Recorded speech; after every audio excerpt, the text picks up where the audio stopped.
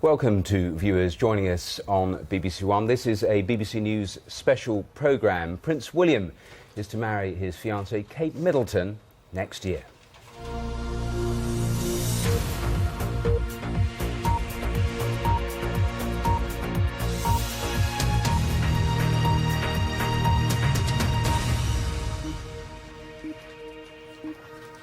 Well, a very good morning and welcome to this news special. News that the royal engagement was announced in a brief statement a little earlier released by Clarence House. That statement says the Prince of Wales is delighted to announce the engagement of Prince William to Miss Catherine Middleton. The wedding will take place in the spring or summer of 2011 in London, and further details about the wedding day will be announced in due course. Well, let's go straight to our royal correspondent, Peter Hunt, who's in central London for us. And Peter, you have watched this couple for a very long time. Your thoughts on this news? Well, I think there's been inevitable months and months of speculation about when this moment would happen. But throughout all that speculation, of course, the speculation sold newspapers because there are many people in this country who are fascinated by weddings and royal weddings in particular. But throughout the speculation, there has only been one person who's known when it would happen, and that was Prince William. And of course, what he did was, as we now know, is that in October, on a private holiday in Kenya with Kate Middleton, who we are now going to have to get used to calling Catherine. It's very striking, isn't it, that in the statement they talk about Catherine Middleton. Princess Catherine, I think, has a better ring maybe than Princess Kate. He proposed to Kate Middleton, his girlfriend of 8 years. He, unlike the rest of us when we become engaged, not only did he have to talk to Kate's father and get her permission, he also had to get the permission of the Queen under an ancient law that was passed many centuries ago to stop a distant royal marrying someone dodgy.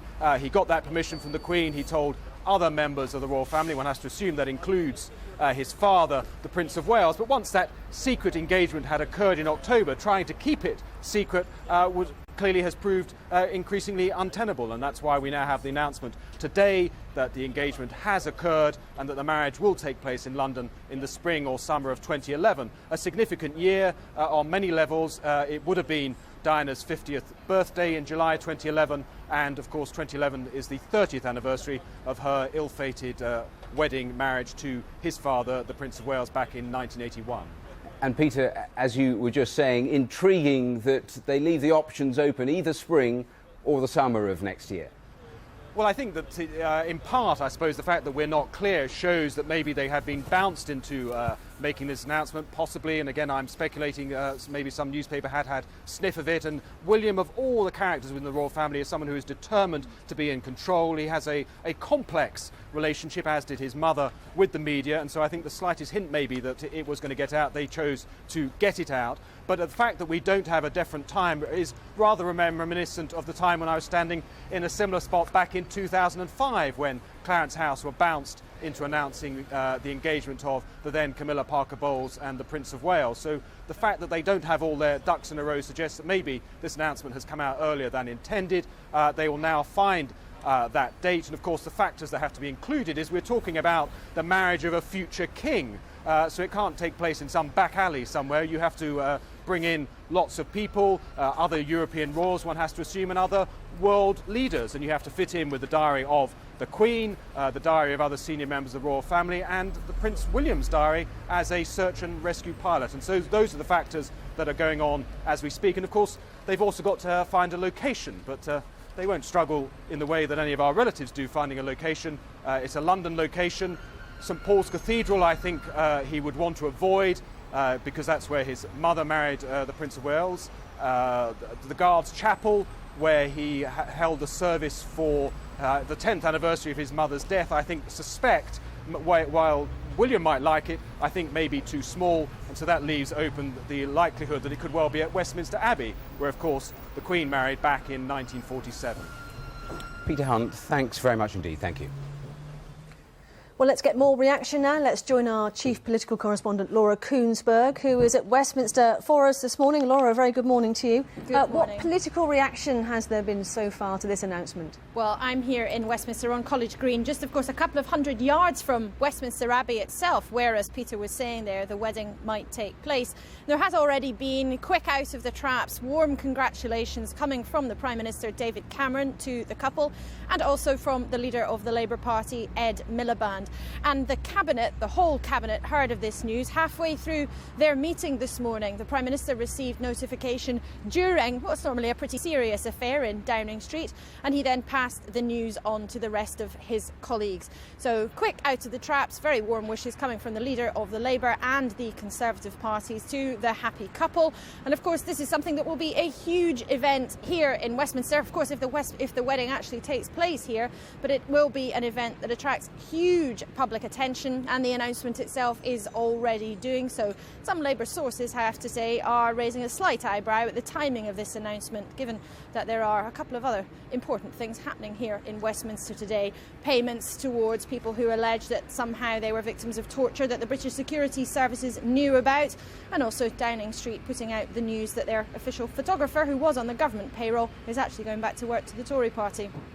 Laura, we were talking to Peter Hunt a few minutes ago and speculating about the date of the wedding, whether it'll be spring or summer next year.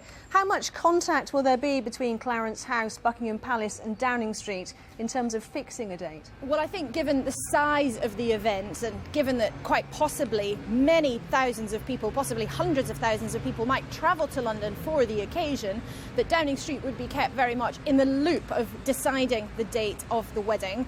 I'm not certain that they would have any influence in terms of actually setting the precise date, but I'm sure they will be involved in conversations about how to timetable such an enormous event. It's worth saying that at the beginning of May, if there were to be a royal wedding in that particular month, there will be elections, local elections around the country, elections in Scotland and in Wales, and also a public vote on a complete shake-up of the way that we send our MPs to Parliament.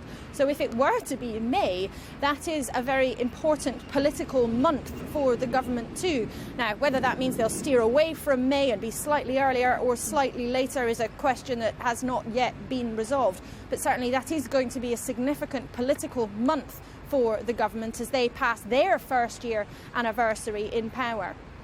And Laura, bound to be huge security implications of an operation around the wedding, which is bound to attract hundreds of thousands of people to London, isn't it?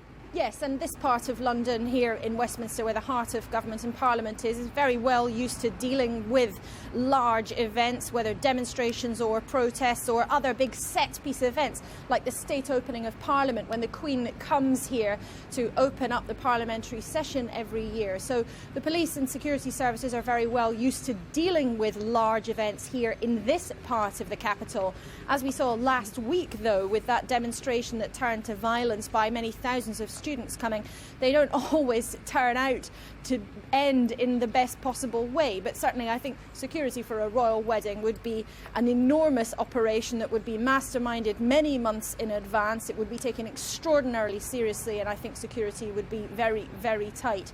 But it would be a huge event here in Westminster if it were to take place at Westminster Abbey, which is only just 100 yards or so from the House of Parliament itself. OK, Laura Koonsberg in Westminster, thank you very much indeed. Well, Prince William met Kate Middleton at university. Our royal correspondent Nicholas Witchell takes a look now at their 8-year relationship. She's the middle-class girl from the home counties of England whose charm and commitment have finally won the hand of a prince. She's Catherine Elizabeth Middleton, a girl who's long dreamt of a special romantic destiny. You'll fall in love with me. You'll marry me. This was Kate at the age of 13, in one of the more prophetic scenes to be acted out in a school play. Soon you shall meet a handsome man, a rich gentleman. This is all I'd ever hoped for. Will you fall in love with me? Indeed he will. And marry me? And marry you. Her childhood was a comfortable one. This is the Middleton family home in rural Berkshire. The woman answering the door is her younger sister, Pippa. Kate went to the local prep school, St Andrews in Pangbourne. She was undistinguished academically, unlike her younger sister, P. Middleton, whose scholarship is recorded on the school wall. Kate, by contrast, shone on the sports field. Then, after public school at Marlborough, where it said she kept a photograph of Prince William on her wall, she headed off in the young prince's footsteps. It's not generally known, but in 2001, Kate went off to Chile on precisely the same Raleigh International Adventure course that William had attended just a few months earlier. Even then, she seemed to have set her sights on something special. She had a certain aura, she had a certain demeanour and a certain maturity that made her stand out slightly from the other adventurers.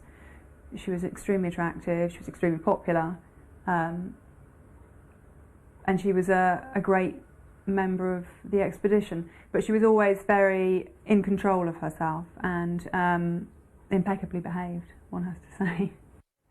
William by then had decided to go to university in St Andrews, a town on the remote coast of Fife in Scotland, best known of course for having one of the most famous golf courses in the world. Kate had also decided to go to St Andrews. She'd also picked exactly the same course as the Prince, History of Art. St Andrews is a small, closely knit community, an ideal place for William, who was desperate for privacy, and an ideal place for students to get to know one another. We gave them 4 years of normal life, 4 years in which they could get to know one another, free of intrusion, glare, publicity. We gave them 4 years in which they could find themselves and find one another. This was the moment Kate Middleton first caught the public eye, modelling at a student fashion show. She appeared in several different outfits, most memorably in this one. Watching it all from a front row seat, which had cost him £200, was William. At that stage, very few people knew that what had started as a student friendship was developing into something much deeper.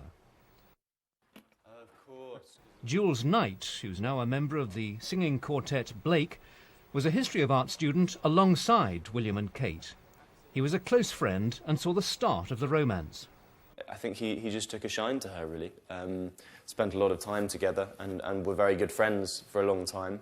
And I think then that blossomed into something more. And it's not surprising, really, because Kate's a fantastic girl. You know, she's very beautiful. She's got a lovely smile. And she's got a lovely manner about her. And I think that friendship obviously turned into something else. Sophie Butler was Kate's hairdresser.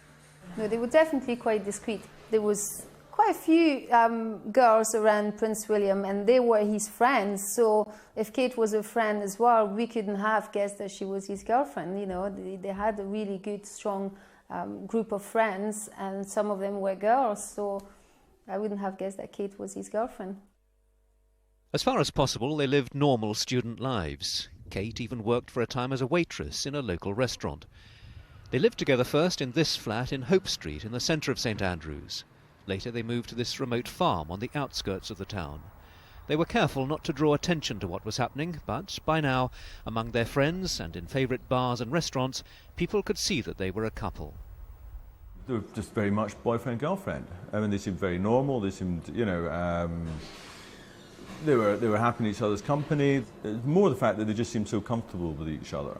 And she again appeared, you know, very normal in that aspect. She didn't seem to be trying too hard. She wasn't dressing up to, you know, up to the nines. She was just a normal girl who got on well with her boyfriend, and that was that. They were two people who genuinely got on very well, and I think they made each other laugh and had a really good time, and you know, that blossomed. On the same day in June 2005, they graduated. Catherine Middleton. Kate had finished with a good degree.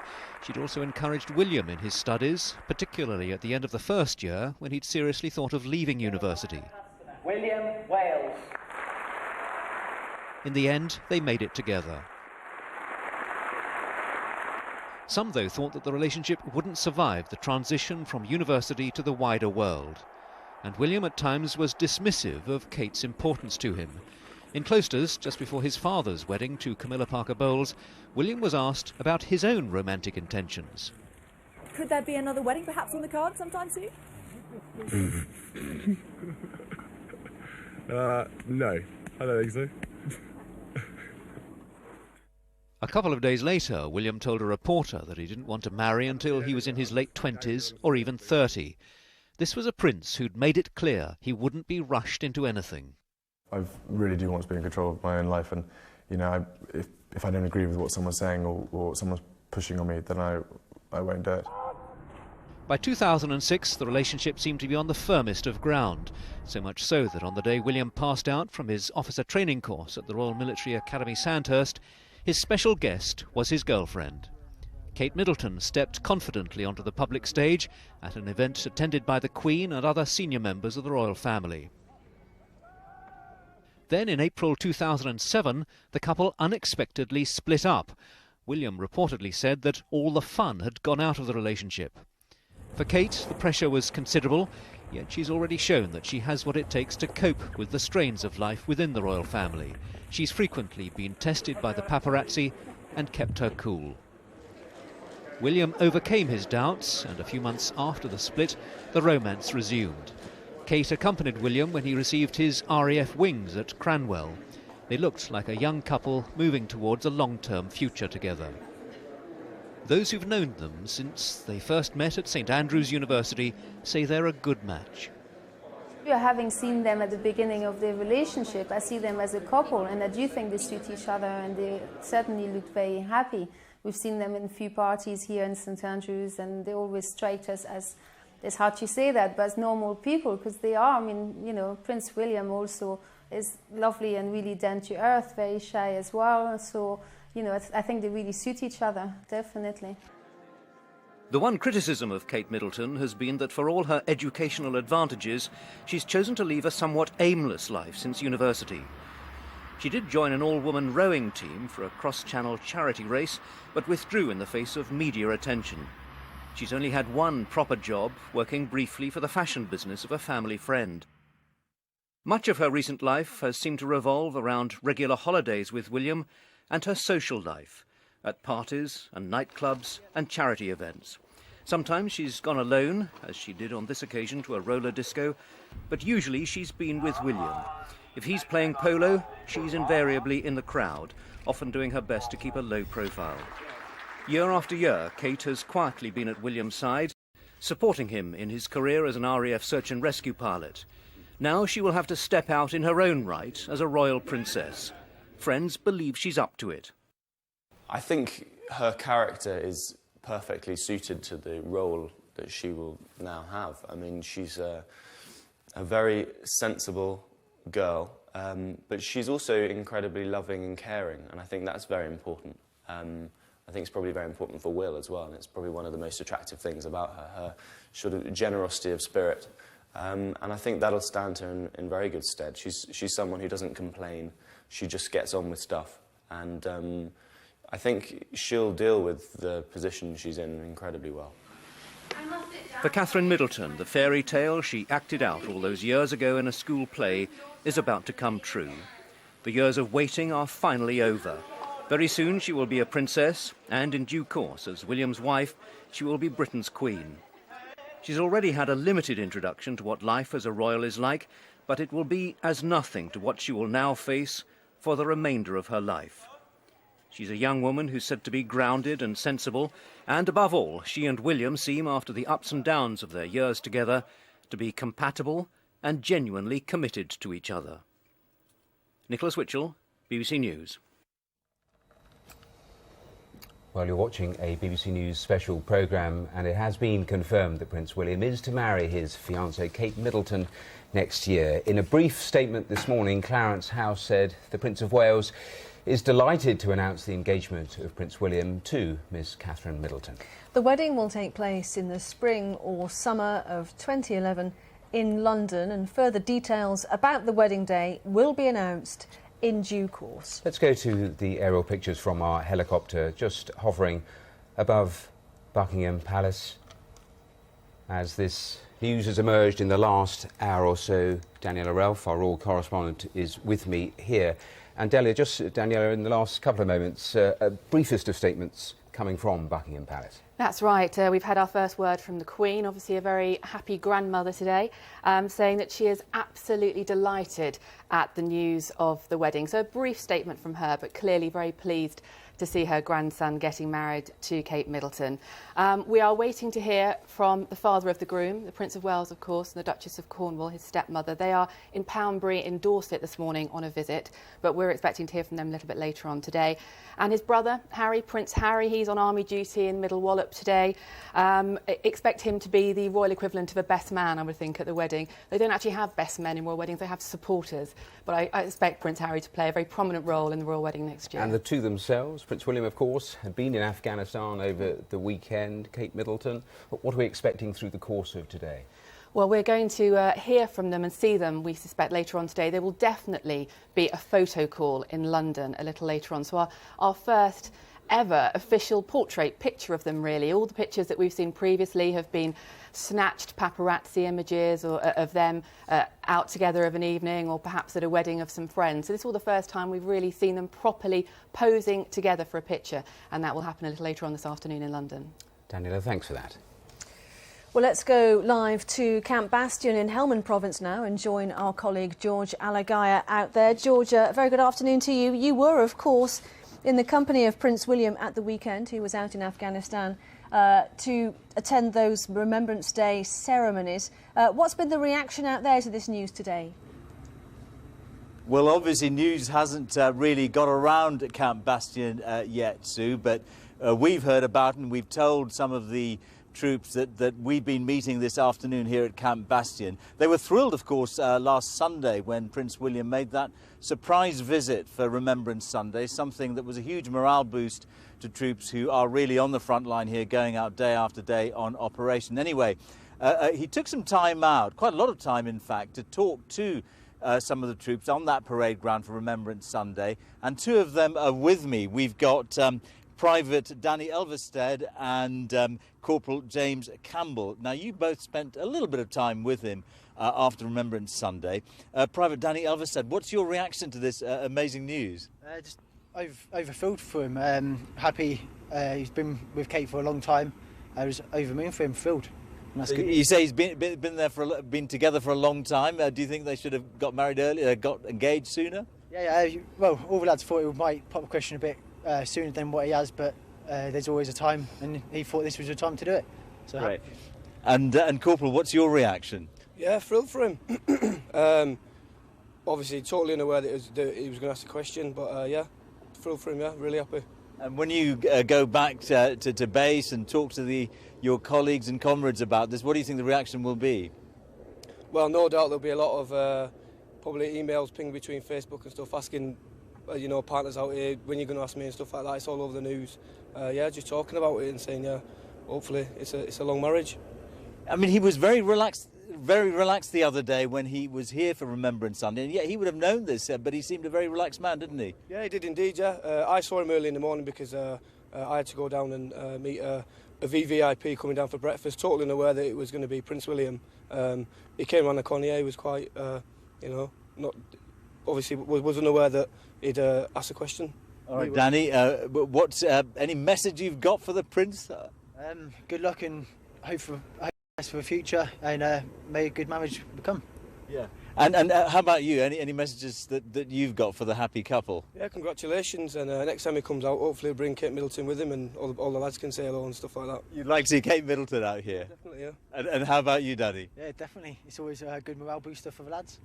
All right, thank you both very much. So there you have it. We pulled them off duty, actually, so they've got to rush off. And as I say, they've only just heard about this from us. But their messages of goodwill, I'm sure if you told any of the 2,500 or so troops in camp at the moment, the message would be the same, a message of good luck to the couple. Back to you. OK, George Alagaya at Camp Bastion, thank you very much indeed.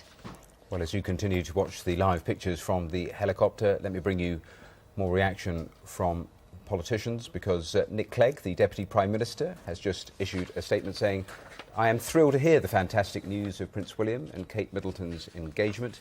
Miriam and I would like to send our very best wishes to the happy couple ahead of their big day, reflecting the thoughts also of David Cameron and also Ed Miliband in their statements. And just to tell you, David Cameron himself, we are expecting to hear from him live, speaking in Downing Street in about 20 minutes' time at 12:30.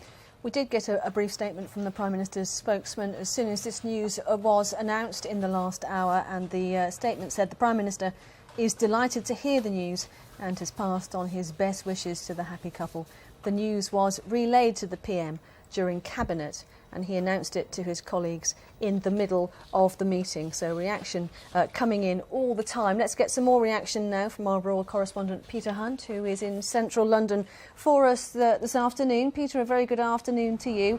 Reaction beginning to flood in now, and you imagine there will be enormous interest in that photo call that we're told will happen perhaps later on today. I mean, there'll be enormous interest both in the photo call and in any interview. I'm hearing suggestions that they may well sit down, as is the habit with engaged couples, royal engaged couples, and do an interview. And we all remember the interview in 1981 with the then Prince Charles and the then Diana Spencer, where they were asked, "and in love?" And there was a pause, and the Prince of Wales replied, "whatever that means." And of course, William and Kate, Catherine as we now must get used to calling her, will want to avoid such a bear trap. So I think we may well hear from Kate Middleton for the first time, because we haven't heard from her really in any great sense at all, and the public will be fascinated by that. And as you talk about the reaction, the similar words being used, I spoke to one of their friends a moment ago and they talked about it being fantastic, wonderful news. We have the Queen and the Duke of Edinburgh talking about it being absolutely delighted. The one discordant note, or not agreeable note, in terms of reaction has come from Republic, the pressure group who wants a constitutional monarchy, and they've sounded a warning saying that they hope that the royals don't use this wedding as a PR exercise for the British monarchy.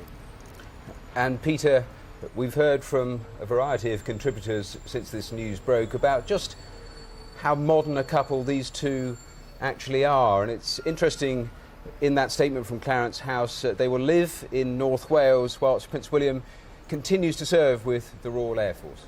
Yes, I mean, Prince William had a number of bases that he could choose to do his search and rescue, and in part, I think he deliberately chose RAF Valley because of its remoteness, because people like me would take a lot of time to get there. He really, really thrives and delights in having a level of privacy, a level of normalcy, and he knows, of course, that is a contradiction in terms given his future status as a king, but he is really determined to try and cling to that, and he will hope to secure that during his several years now as an RAF search and rescue pilot, because of course what that means is that while he does that role, it means that his future wife, Catherine Middleton, Princess Catherine as she will become, will not be automatically flung into the public exposure doing public engagements in the way that William's mother Diana was back in 1981. He wants to learn and avoid the pitfalls of his mother's relationship with his father.